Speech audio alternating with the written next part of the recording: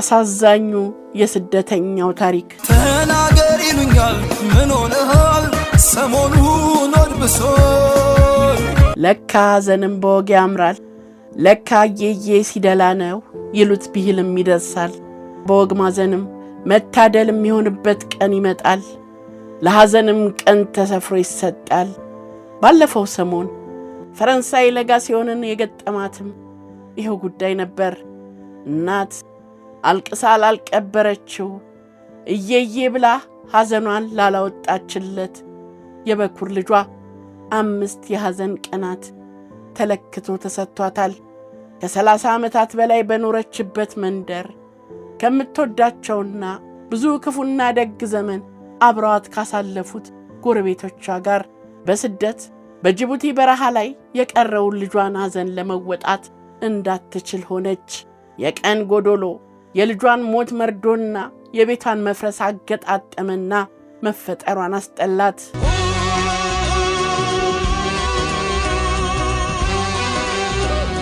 ፈረንሳይ ለጋሲዮን አካባቢ ከ30 ዓመታት በላይ ኖራለች ወልዳ ከብዳበታለች በርካታ ወዳጆችንም አፍርታበታለች ከዚህኛው ክፉ ደጉን ካየችበት ከምትወደው ሰፈሯ ተነጥላ ወደማታውቀው አካባቢ መሄዷ ቁርጥ መሆኑን በማወቋ ወድብሷት ሰንብታለች የባሰው እስኪመጣና አንጀቷ ቁርጥ እስከሚል ድረስ ባለፈው ዓመት መጨረሻ አካባቢ ከ150 በላይ ኢትዮጵያውያን በሞቱበት የጀልባ አደጋ ሕይወቱ ያለፈው የበኩር ልጇ ዮሐንስ ታምራትን መርዶ ከሰማች ገና 2ኛ ቀኗ ነው ቀን ወጥቶልኝ ቀን አወጣልሻለሁ አልፎልኝ አሳልፍልሻለሁ ብሎ ከአንድ ዓመት በፊት የተለያት የበኩር ልጇ ሳያልፍለት ማለፉን መርዶ ነጋሪዎች አርድተዋት ለቅሶ ተቀምጣለች ከ3 ቀን በኋላ ደግሞ ድንኳኗን አፍርሳ ሰፈሩን ለቃ እንድትሄድ ትእዛዝ ተሰጥቷታል ለየትኛው ይለቀሳል ገና በለጋ ዕድሜው ከቤት ወጥቶ በረሃ ላይ ለቀረው ልጇ ወይስ ከነ ልጆቿ መውደቂያን ላላወቀችው ለራሷ የሟች ፎቶ ያለበትን ጥቁር ቲሸርት የለበሱ የባህር ልጇ አብሮ አደግ ጓደኞች ድንኳኑን ሞልተው ተቀምጠዋል የአካባቢው ሰዎች ለሐዘንም ለደስታም አንድ መሆኑን ያውቁበታል አይነጣጠሉም ዛሬ ግን ልጇ ካብሮ አደግ ጓደኞቹ መካከል የለም ነገ ሰርተን እንለወጣለን በሚል ተስፋ ባህር አቋርጠው ወደ ሳውዲ ለመሄድ ጉዞ ጀምረው ሳይሳካላቸው ከቀሩትና ከጀልባ ተገልብጠው የባህር አውሬ ራት ከሆኑት ከ150 በላይ ኢትዮጵያውያን ስደተኞች መካከል አንዱ የባህር ልጇ ነው የመጨረሻው መጀመሪያ ተነሳለኝ ልቤ ደሞ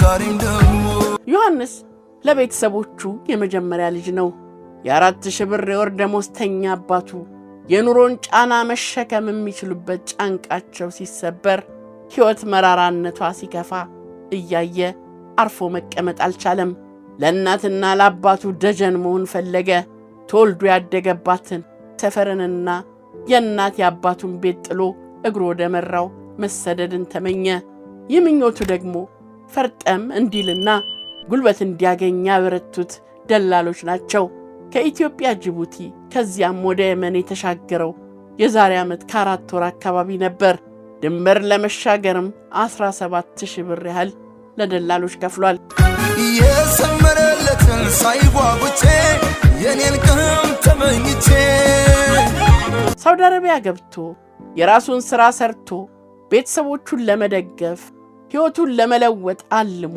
ስደት የወጣው ዮሐንስ ምኞቱ አልሰመረለትም ከየመን መውጣትም አይታሰብ ሆነበት የሱ ጣፋንታ የገጠማቸው በርካታ ኢትዮጵያውያን በየመን ሰማይ ስር ነገ ምን ይዞ ይመጣ ይሆን እያሉ ሲንከላወሱ ይውላሉ አልሞላም ሁሉም ጭራሽ ከበደኝ ይቅርብኝ እምቢ መሐመድ አብዲ ከሀገሩ ልጅ ዮሐንስ ጋር የተዋወቁትም በርካታ ስደተኞች በሚገኙባት የየመኗ ኤደን ከተማ ውስጥ ነበር ኑሮን ለማሸነፍ ሰርቶ ለመለወጥ አስበው ስደት የወጡ ኢትዮጵያውያን የየመንና የሳውዲ ስደታቸው ተስፋቸውንም የወጣትነት ዕድሜያቸውንም አላምጦ ቢተፋው ነጋቸው ጨላልሞ ቢታያቸው ተስፋቸው ቢሟጠጥ ወደ ቤተሰቦቻቸው ኢትዮጵያ ለመመለስ ወሰኑ። ምን ይዤ ልግባ የሚለውን ሐሳብና ጭንቀት ለቀናት ታግለው አሸንፈውታል። ሕይወታችንን ይዘንላቸውም ከገባን አንድ ነገር ነው፣ ፈጣሪ ያለው ይሆናል፣ ነገም ሌላ ቀን ነው የሚለውን ሐሳብ በልባቸው ሰንቀዋል። ተነስልቤ የምንችለው ክብሬን ተርቤ በናምረን ከአገር ከቤቴ አልረፈድም ልድረስበና ውሳኔያቸውን ለደላላ አሳውቀው የተጠየቁትን ገንዘብ ከፈሉ። ከቀናት በኋላ ወደ ጅቡቲ የምትሻገር ጀልባ ዝግጁ መሆኗ ተነገራቸው። ወደ ኢትዮጵያ ለመመለስ በቅድሚያ ጅቡቲን መርገጥ አለባቸው። ጅቡቲ ለመድረስ ደግሞ ቀይ ባህርን በጀልባ ማቋረጥ ያስፈልጋል። ይህንን ጉዞ ከዚህ በፊትም ከውነውታል። ከኢትዮጵያ የመን ሲመጡም ተመሳሳይ መንገድ ተከትለው ነው። ስለዚህ ደላሎቹ የጠየቁትን ከፍለው በጀልባዋ ተሳፈሩና ሐራ በምትባለው የየመን የወደብ ከተማ ደረሱ። 150 ኢትዮጵያውያን ስደተኞችን አሳፍራ የጅቡቲ የባህር ዳርቻ የደረሰችው ጀልባ የተገለበጠችው ጎዶሪያ የሚባል አካባቢ ነበር። ጀልባዋ ከመገልበጧ በፊት ከስሯ ቋጥኝ መቷታል።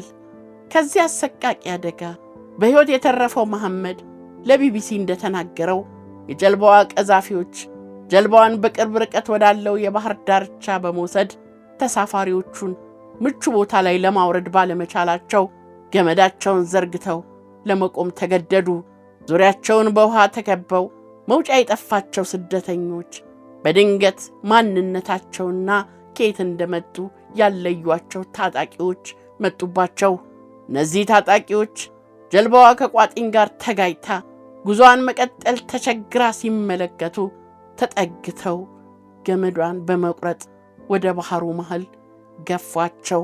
ታጣቂዎቹ ወደ ባህሩ መሃል ሲመልሷቸው ሊገለበጡ እንደሆነ የተረዱት ተሳፋሪዎች ሁሉ በየሃይማኖታቸው ልመናና ጸሎት ያዙ። ሁሉም የእርዱን ጩኸት ማሰማት ጀመረ። ታጣቂዎቹ ግን ጀልባዋ ወደ ባህር ዳርቻው እንድትጠጋ አልፈለጉም። በዚህ መካከል ትርምስ ሆነ። እናም ጀልባዋ ተገለበጠች።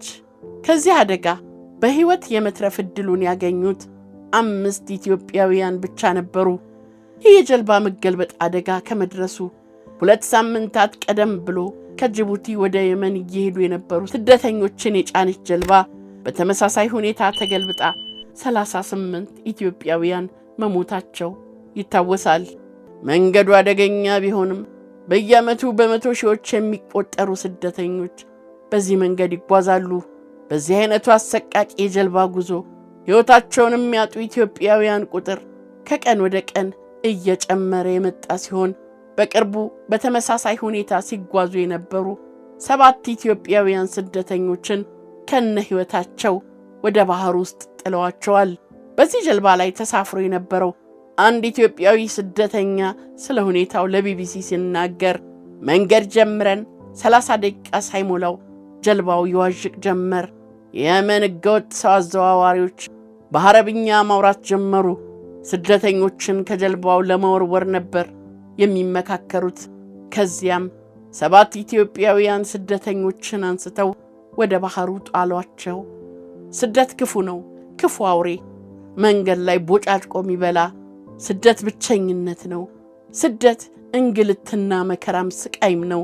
ዓይኔ እያየ ወገኖቼን ባህር ዋጣቸው ሲል በሐዘን ተናግሯል። ተናገር ይሉኛል ምን ሆነሃል ሰሞኑን ወድብሶል። ዓለም አቀፉ የስደተኞች ተቋም IOM እንደሚለው አብዛኛዎቹ ስደተኞች ጥያቄያቸው የኢኮኖሚ ቢሆንም በተለይ ከአማራ ክልልና ከኦሮሚያ ክልል የሚሰደዱ ወጣቶች ጦርነትን፣ እስራትንና ረሃብን በመሸሽ እንደሚሰደዱ ገልጿል። ተወኝ ወንድሜ